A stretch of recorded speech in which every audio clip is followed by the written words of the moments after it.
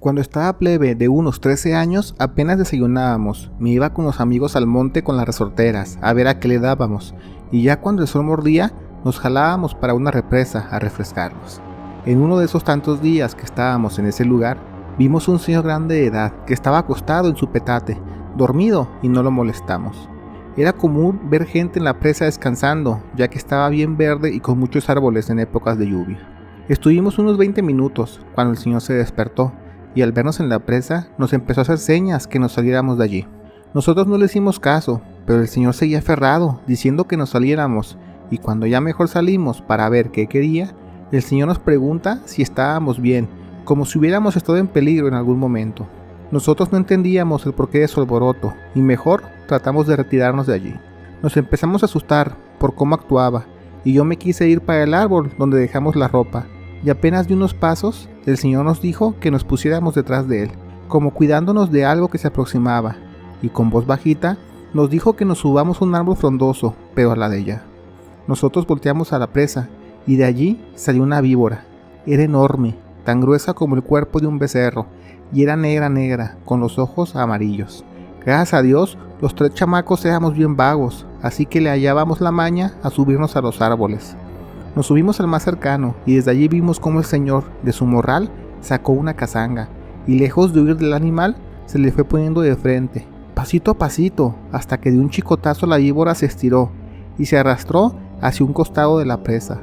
Rodeó la barda de piedra de la presa y ahí fue cuando la vimos estirada, y yo creo que sí estaba al menos rozando los 20 metros de largo. Ese animal de nuevo entró a la presa. El señor nos dice que nos cambiemos y vayamos para nuestro rancho y que preguntemos por doña Cata y doña Pascuala y les digamos que hay un brujo en la presa. Juan, el más plebe de nosotros, se sacó de onda porque su mamá se llama Catalina y su tía se llama Pascuala. Asustados nos cambiamos, nos pusimos los guaraches y nos fuimos para la ranchería y lo primero que hicimos fue llegar a la casa de Juan. Ahí estaba su papá con un compadre y su mamá y tía estaban adentro en su corral limpiándole a los animales. Les contamos lo que vimos, y cuando le dijimos que el señor preguntó por la mamá y tía de Juan, su papá enojado pegó de gritos. Le reclamaba a su esposa, que ya había dejado todo eso atrás, y doña Pascuala y Cata ni se molestaron en contestarle. Solo tomaron su morralito, lo llenaron de cosas y le dijeron a su esposo y al compadre que las llevaran para la presa. A nosotros nos fueron a dejar a mi casa, y ya no supimos nada. Le contamos lo que pasó a mi mamá y mi hermano mayor, y ellos en lugar de decirnos que estábamos locos, se secretaban cosas y decían que es mejor ir por mi papá a las milpas para que se quede con nosotros. En ese momento estaba bien plebe y no entendía lo que pasaba, pero ahora ya adulto agarraba las riendas, que en el pueblo todos estaban enterados de la existencia de ese ser que estaba en la presa. Cuando llegó mi papá, mi hermano le contó todo lo que pasó y le dijo que se fueran para allá a ayudarlos, pero entre que mi mamá no lo dejaba ir y le reclamaba, pues allí nos tienes a nosotros los plebes, llorando del susto porque no sabíamos qué estaba pasando, y en nuestra inocencia hasta pensábamos que todo esto había sido nuestra culpa, pues poco le importó, porque se fueron con mi hermano mayor para la presa a ayudar a la familia de Juan.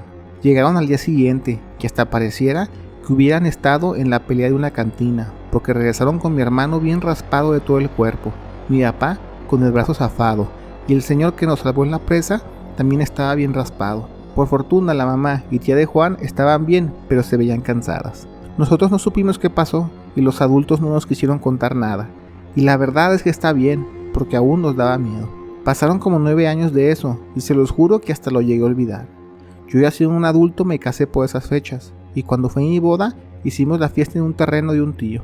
Estaba todo el pueblo y cuando estaba en mi mesa con mi señora recibiendo los regalos de la gente, entre los presentes reconocí al señor que nos salvó aquella vez en la presa. Muy amable se acercó y me quiso dar un dinerillo, pero le dije que en lugar de darme dinero, me dijera qué pasó aquel día.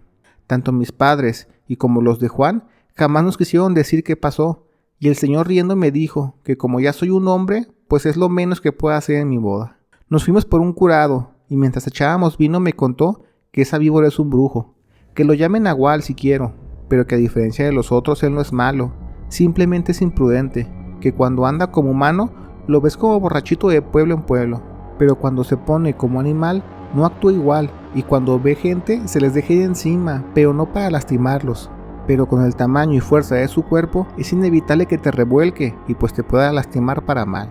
Por eso, aquella vez en la presa, nos dijo que nos saliéramos lo más rápido posible, porque si nos hubiera visto, ese ser por estar jugando se nos hubiera lanzado encima y nos hubiera jalado al fondo, seguramente sin querer. Le mandó hablar a doña Cata y a Pascuala, porque cuando este ser está en forma humana, actúa como borracho, diciendo cosas raras, pero cuando las ve a ella se chivea como coqueteando, y eso lo calma. Cuando llegaron las señoras, la víbora dejó de estar chicoteando y se calmó un poco, pero cuando llegaron mi papá y mi hermano, se puso inquieto de nuevo, y entre el movedero los revolcó por toda la terracería, e incluso él también, cuando quiso impedirlo. Cuando se calmó de nuevo, mi papá logró quitarle un montón de escamas y piel seca, y con eso hicieron una pilastra de castilla y cemento en la barda de la presa, para que ya no se meta a ella, y sepa que ya hay gente sin miedo cuidando la zona, y así no vaya a lastimar o ahogar a algún foráneo que se agarre desprevenido, pero sobre todo a los chamacos de la zona, que apenas pega el verano, aquí los ves mojando las patas. Las señoras calmaron al animal y le rezaron para que volviera a ser humano. Me quedé sorprendido por la situación, y les creo ciegamente, porque independientemente de lo que pasó aquella vez, no nos prohibieron seguir yendo a la presa, y en más de una ocasión alguien llegó a decir que veían como una víbora enorme estaba enrollada en las copas de los árboles, aunque cuando llovía con fuerza, se veía como desde el monte bajaba una víbora a toda velocidad. Lo hacía con el cauce del chorro de agua que llegaba hasta la falda del monte y después se perdía entre los hoyos en el suelo.